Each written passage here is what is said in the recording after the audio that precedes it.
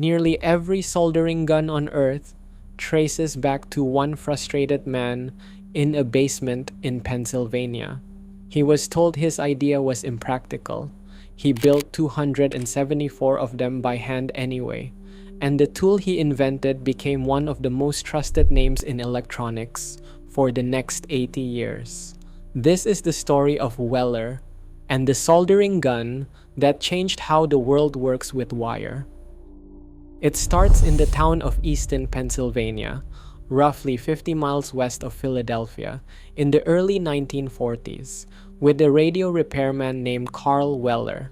Repairing radios meant soldering constantly, and soldering meant using the irons of the day, which had one maddening flaw. They took forever to heat up. You'd plug in your iron, then wait. And because it took so long to get hot, you couldn't just switch it off between jobs. You had to leave it powered on all day. A hot metal rod sitting on your bench, wasting energy and waiting to burn something. Worse still, when Carl was out on a house call, standing in someone's living room, losing minutes of every job just waiting for his tool to come to temperature. Most people would have accepted that as just how the work was. Carl Weller didn't. In 1941, using what he knew about electronics, he came up with a completely different way to heat a soldering tip. Instead of slowly warming a long element until the heat crept all the way to the tip, he used a step-down transformer. His design took the mains electricity, dropped the voltage dramatically, and in exchange sent a huge surge of current through a single thick loop of copper, ending in a thin tip. That thin tip, with its higher resistance, heated almost instantly, in seconds instead of minutes. It was resistance heating taken to its logical extreme. The current concentrated so tightly into that one small point that the tip itself became the heating element. And the moment you let go of the trigger, it started cooling right back down. He shaped the whole thing like a pistol, with a trigger to fire the heat on demand. Carl Weller liked guns, and so the soldering gun was born.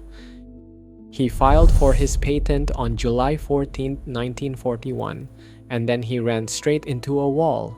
Weller saw exactly how good his invention was, so he took it to the big manufacturing companies, expecting them to jump on it. They turned him down. They looked at this trigger-operated, instant heat soldering gun and called it impractical, not needed, a curiosity. This is the moment the story could have ended. Instead, it's the moment that defines it. Weller went back home, down to his own basement, and started building the guns himself by hand, one at a time. He built 274 of them, pouring in all the resources he had, and he sold them to the people he knew would understand them, other radio repairmen, and they got it immediately. The feedback was extraordinary. These were men who lived with the same daily frustration Carl had, and here was a tool that simply erased it. Word spread through the trade. That grassroots success is what finally launched the company. In 1945, on the strength of all that demand, Carl Weller founded the Weller Manufacturing Company in Easton, Pennsylvania, a partnership of Carl, his brothers, and their wives. The patent that the big firms had shrugged at was granted the very next year, in 1946. That same year, the first commercial guns rolled out under a fitting name, the Speed Iron. The tool nobody wanted to make was now being made by the man who believed in it, in the town where he'd started.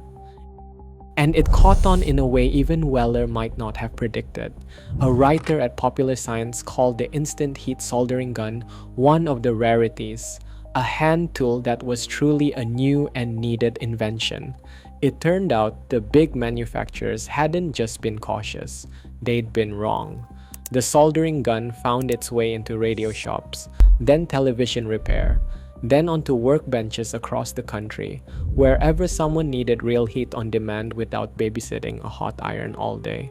It became the tool for heavy electrical joints, for stained glass, for sheet metal, for any job where a delicate, low-power iron simply wasn't enough. Over the decades that followed, Weller kept building on that foundation. The company introduced the Magnastat, a temperature-controlled iron that used a magnetic thermostat in the tip itself to regulate heat automatically. Another Weller innovation that became an industry benchmark. That culture of precision engineering is what separated Weller from the field, and it's why competitors like Hakko, who came to dominate parts of the professional market later, were always measuring themselves against what Weller had established.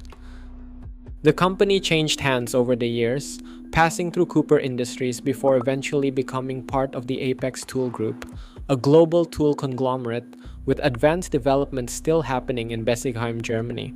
And even as the industry evolved, with lead-free soldering becoming the new standard under ROHS regulations and the demands on temperature control becoming ever more precise, Weller's engineering heritage kept it relevant. Whether it's a modern digital station or the classic gun still hanging on garage walls today, the name on it carries the same reputation Carl built by hand, one unit at a time. And that reputation is really the whole point. When people today call Weller a workhorse, when they talk about running the same Weller station for 20 years without a problem, they're describing something that started with one repairman who refused to accept a slow tool and refused to accept being told no. He didn't just build a better soldering iron, he built the standard that a lot of the industry still measures itself against. So the next time you pick up a soldering gun and pull the trigger and feel the tip get hot in seconds, remember that it wasn't obvious. Somebody had to invent that. Somebody had to be told it was impractical, go home, and build 274 of them in a basement to prove it wasn't. That's the story hiding inside one of the ordinary-looking tools on your bench. If you enjoyed this, subscribe to Tip and Tin for more, and I'll see you in the next one.